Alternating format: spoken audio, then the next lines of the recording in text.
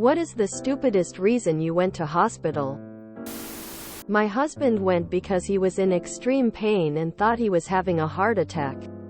Turns out it was wind. He just needed a good fart. Hiccups that lasted 24 hours, stopped right when the doctor stepped in the room. Lol. I got my Diva cup stuck. Not me, but I had to pick up a mate who swallowed a 50c piece to win a $2 bet.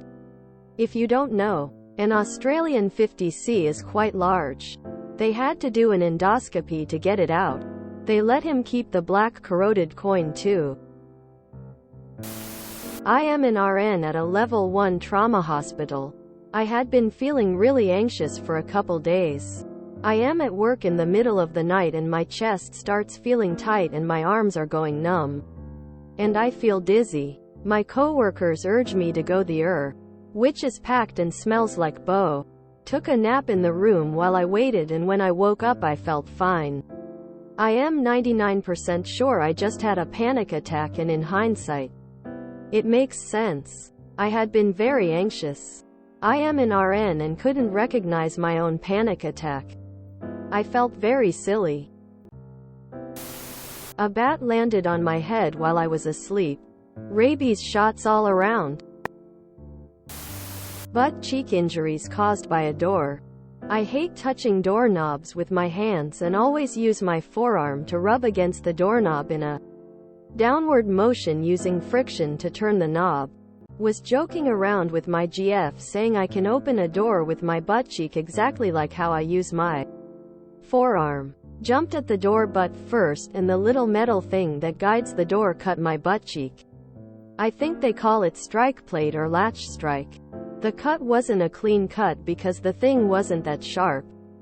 30+ stitches. After that she had to stand behind me holding a bowl to cover my wound every time I take a shower, so it doesn't get wet. And we live in a hot country, so she has to do that twice a day for like a month. Not me. But my kid complained of their throat hurting and was absolutely distraught and said they didn't know why it was hurting. We went to the turns out they told the doctor they had eaten some M&Ms. They had snuck and didn't want to tell me. And turns out the shell of one had just scratched their throat.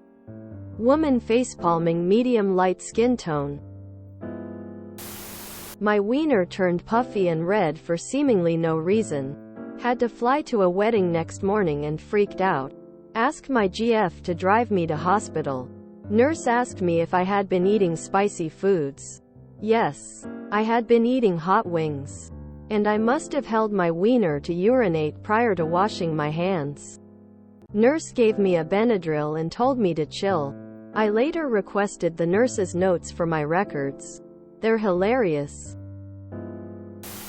I was a house party.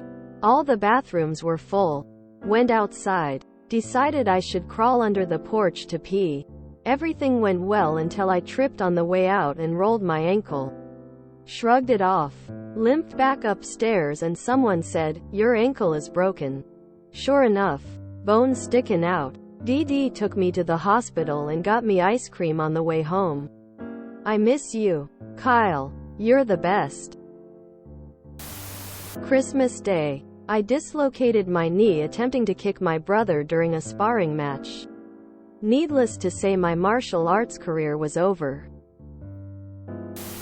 Migraine that presented as body numbness.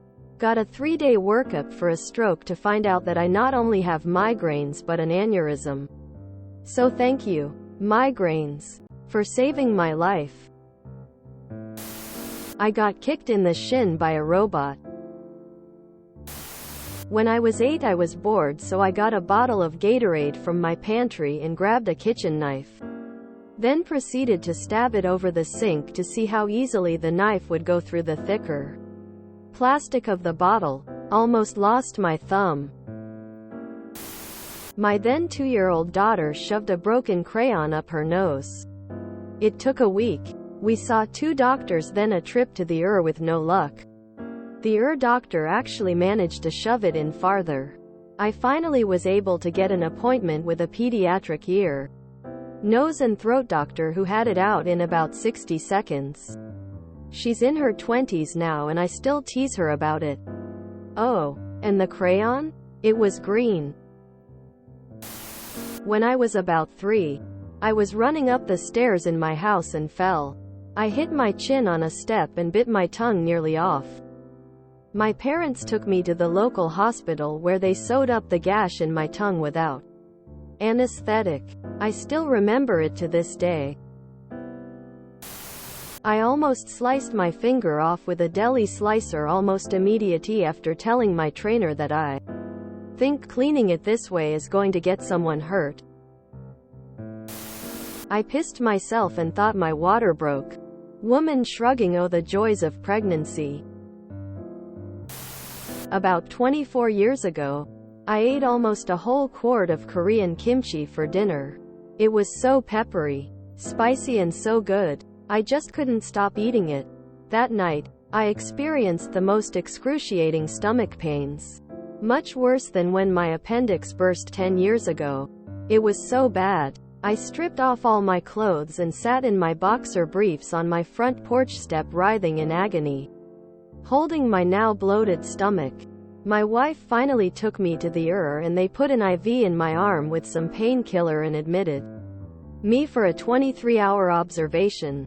As the night went on, the pain subsided and I finally started feeling better. Fast forward to the morning and I was feeling much better and pretty much back to normal. As the hospital was preparing to discharge me, the night shift was replaced by the daylight shift and a few nurses came in to check on me, followed by the new attending doctor. A Korean.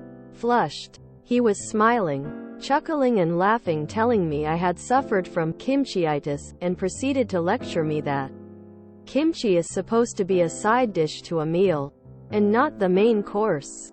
I really made his day. And everyone, including my sleep-deprived wife who sat with me the whole night, were laughing, shaking their heads, and grinning at my stupidity. To this day, I still wonder if that Korean doctor used my case as one of his funniest stories. Panic attack, thought I was dying, lol. If you enjoyed this video, please check out our playlists full of similar content. Epicaricast is like doom scrolling for your ears. Please like, share, and subscribe.